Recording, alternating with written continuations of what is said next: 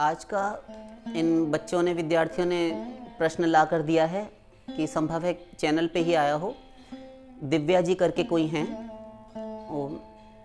वे बहन पूछती हैं कि आप ये बताइए कि जिसका पति ना तो कमाता हो ना ही कुछ काम करता हो, बात बात पर हाथ उठाता हो और घर में पड़ा रहता हो, मदिरा पान करता हो, मतलब शराब पीता हो उन्होंने लिखा है, और साथ साथ कोई भी कर्तव्य ना पालन करता हो और ना ही कोई रक्षा करता हो, ये सारी बातें उन्होंने लिखी हैं।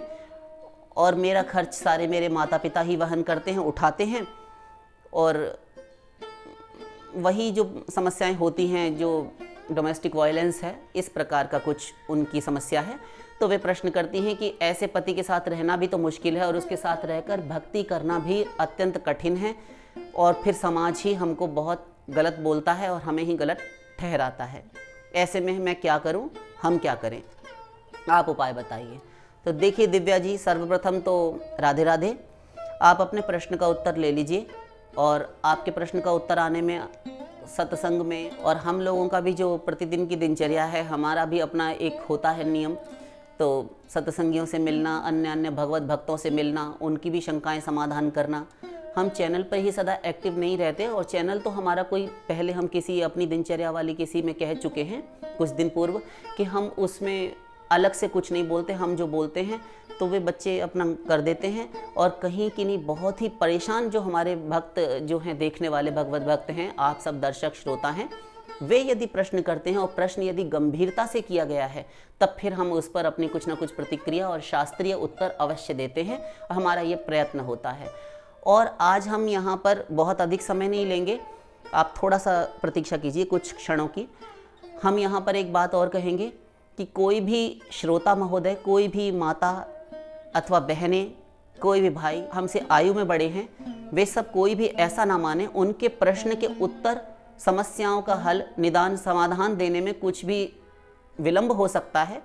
यद्यपि 15-20 दिन का नहीं होगा, जल्दी ही हम कर देते हैं, किंतु भगवान की सेवा, मंदिर आदि देखना, श्रृंगार आदि भोग और भक्तों से मिलना, ये सब जो यहाँ पर सत्संग है हमारा, हमारे निवास पर, तो इस सब से हमें जब समय मिलता है तब हम करते हैं। आपकी समस्याओं का समाधान करने के लिए हम अलग से बैठते हैं, तब ये प्रश्नों के उत्तर दिए जाते हैं। कई बार सत्संग हो रहा होता है तो हमारे ये जो प्रत्यक्ष सत्संग होता है, इसमें ही हम उत्तर देते हुए कुछ थोड़ा सा बोल देते हैं। आप सबके यथासाध्य जितने हम प्रश्न ले सकते हैं, यथासंभव उतने ले लेते हैं। तो कुछ विलंब अवश्य हो सकता है, कोई भी ये ना हो कि हताश निराश ना हो कि हमारे प्रश्नों का उत्तर नहीं दिया जाता, बहुत देर कर देते हैं। कई श्रोता ऐसे हैं कि जो बुरा मानकर बैठ गए हैं, जो कोई प्रतिक्रिया ही सकारात्मक नहीं देते। हमने उनके ऊपर उत्तर भेजा था तो बच्चों ने कहा, इन विद्यार्थियों ने, शिष्यों ने, कि कोई भी उत्तर ही नहीं आया उनका।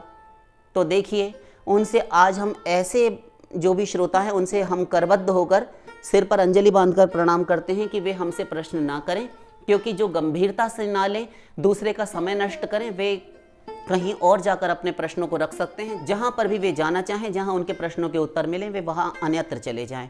हमसे ना करें इस संदर्भ में प्रश्न, क्योंकि वे प्रश्न करते हैं। एक बात और, जिस समय पर आप प्रश्न करते हैं, हम उसी समय पर तुरंत, जैसे ही हमें शिष्य ला कर देते हैं, हम उन पर विचार विमर्श प्रारंभ कर देते हैं। और यहाँ तो हम चिंता में पड़े होते हैं कि वो परेशान हैं। आप सोचते हैं कि हम गंभीरता से नहीं लेते, और 2 दिन हो गए, 4 दिन हो गए, 1 सप्ताह हो गया, 10 दिन हो गए, अभी तक कोई उत्तर नहीं है, हमें अश्रद्धा हो गई। तो देखिए, ऐसी अश्रद्धा यदि आपको होती है तो फिर आप किसी भी गुरु के पास, हम तो खैर गुरु हैं ही नहीं, हम तो पहले ही कह रहे हैं और बार बार कह चुके हैं और सदा कहते हैं कि हम तो घोर पापात्मा हैं, हमारे जीवन में ना भगवान का नाम है ना कुछ है। हम आपके समान भी थोड़े हो जाते तो अच्छा था, हमसे आप लाख दर्जा अच्छे हैं। किंतु ये जो अश्रद्धा हो गई, ये आदत यदि आपकी बनी रही तो आप किसी भविष्य में कोई संत यदि आपको मिल गए, हम तो पाखंडी हैं, हम तो दुष्ट हैं, किंतु वास्तव में यदि आपको कभी वास्तविक गुरु की प्राप्ति भी हुई, वहाँ पर भी आपको यदि यही उठापटक बनी रही और शांति का अर्थ होता है शांति नहीं, शांति होता है। तो शांति यानी आपके अंदर धैर्य नहीं है, आप थोड़ा पेशेंस से काम नहीं लेते, सब्र नहीं है आपके अंदर, थोड़ी आप प्रतीक्षा नहीं कर पाते, तो इतनी अधीरता अच्छी नहीं होती, और गुरु तो आपकी 100 जगह से परीक्षाएं लेंगे, तब आपको उनके प्रति भी अश्रद्धा होगी और आप वहां से विरत हो जाएंगे, आप अपराध कमा बैठेंगे। तो हम आपको यहां पर यह सावधान कर देना अपना दायित्व समझते हैं। कोई भी ये ना सोचें हमारे पास प्रश्न आएगा तो हम अवश्य उत्तर देंगे, आपको ये हम वचन देते हैं, किंतु आपको भी गंभीर रहना होगा अपने प्रश्न के उत्तर को लेकर, कि यदि हमने भेजा है तो उत्तर अवश्य आएगा।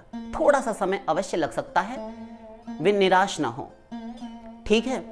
और जिनको सब्र नहीं है और जो गायब हो जाते हैं, तो फिर वो प्रश्न ना करें, क्योंकि हम यहाँ मेहनत करके उनके लिए उत्तर दें, अपने आवश्यक कार्यों को रोकें, भजन, भगवान के पूजन और कीर्तन इत्यादि इन श्रद्धालु भगवत भक्तों का समय छीन कर इनसे आपको दें और आप उस समय का कोई महत्व ही ना आंकें, तो ये फिर ठीक नहीं होता। इसलिए आप अपना प्रश्न फिर ना करें हमसे।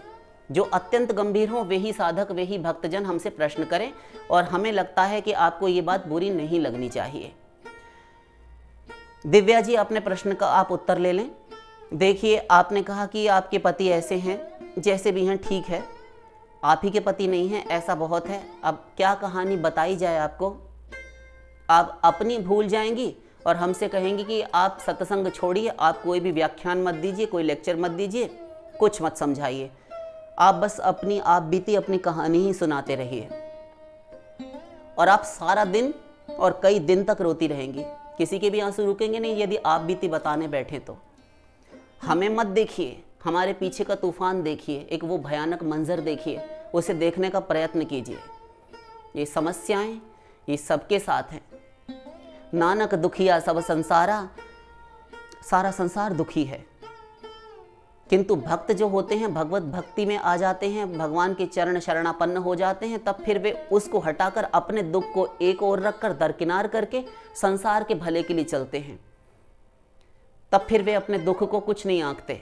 ऐसा नहीं कि उन्हें दुख नहीं हुआ, उन्हें सहना नहीं पड़ा, किंतु जिन्होंने भजन नहीं किया, जिनका आत्मबल आत्मशक्ति इतनी नहीं है, वे घबरा उठते हैं।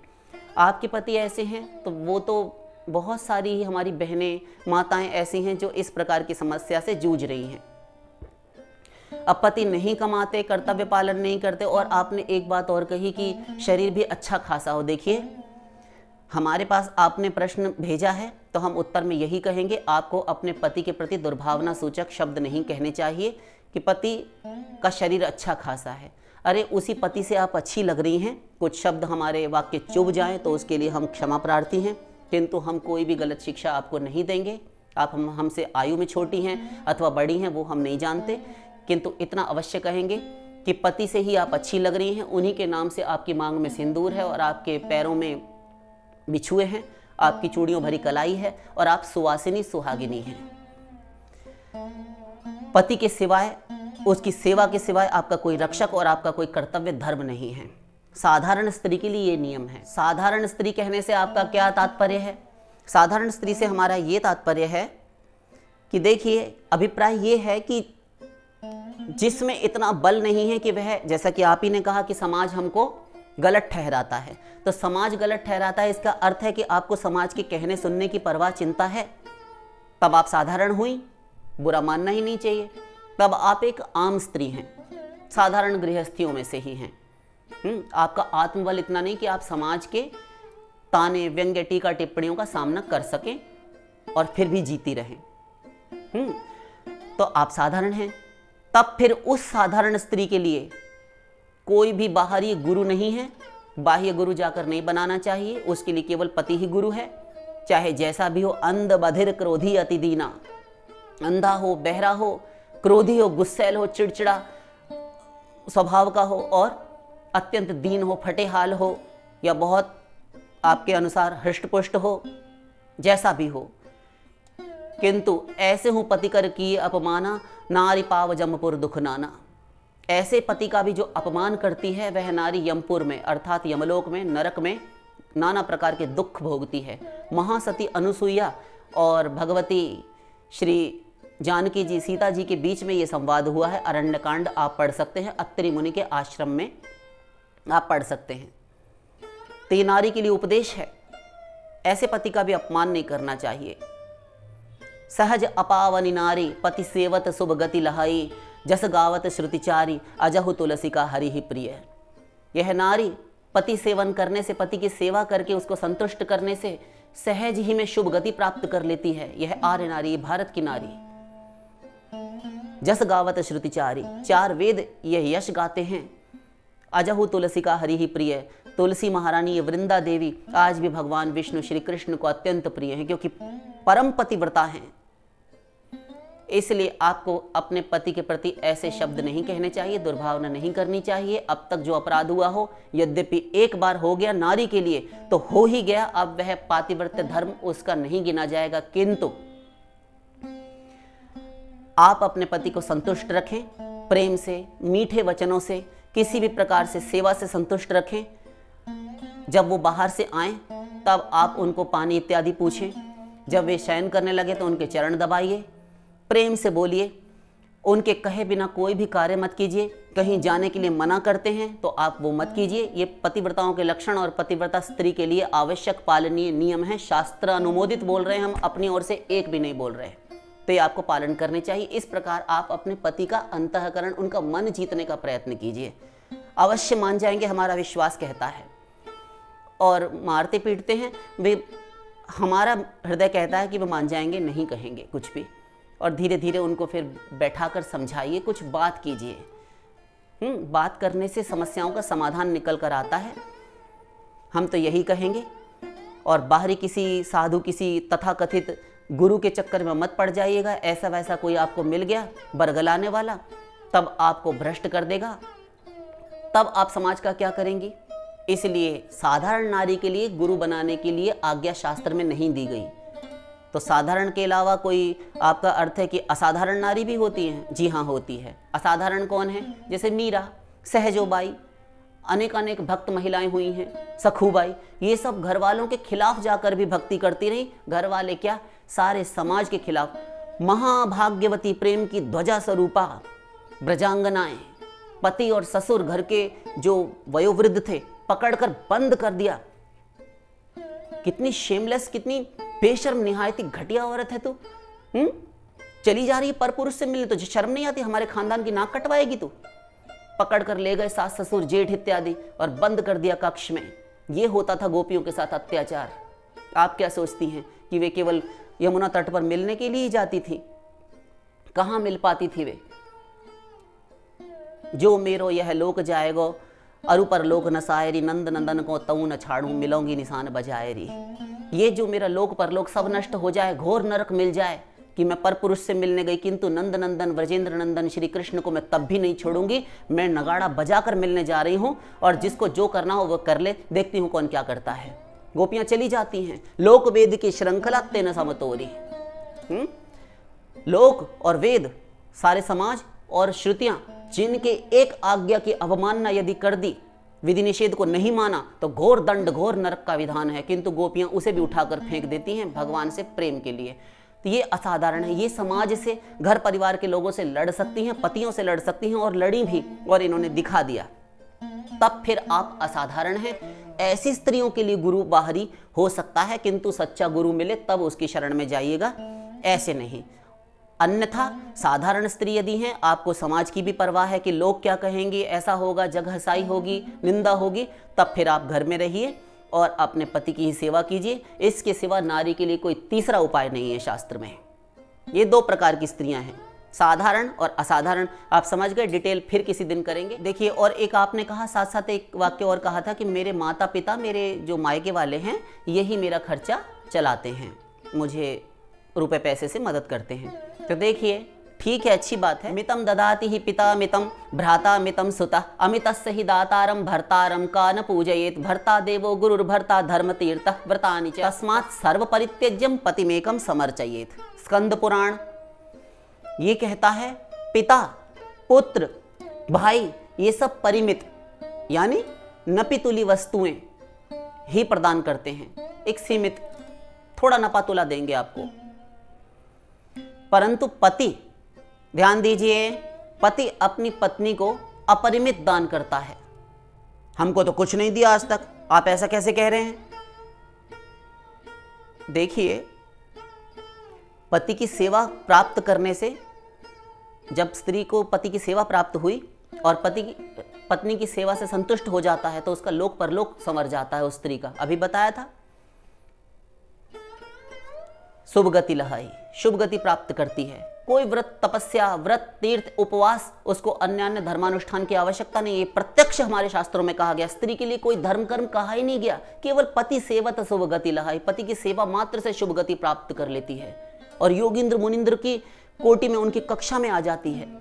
सूर्यदेव अपने प्रचंड ताप से सती के शरीर को स्पर्श करने में भी डरते हैं। हमारे शास्त्र कहते हैं जहां वह पतिव्रता नारी चरण रखती है वहां की भूमि तीर्थ तुल्य हो जाती है। महान महिमा गाई गई है पतिव्रता नारी की, आप क्या कम समझती हैं उसे? तो इसलिए केवल पति की सेवा मात्र से ही उसे सब कुछ मिल जाता है। तो अपरिमित दान करता है पति उसे, उसके दान की कोई सीमा नहीं होती जो पति देता है। और पति ही धर्म है, पति ही तीर्थ है, पति ही गुरु है, पति ही धर्म है और पति ही व्रत है।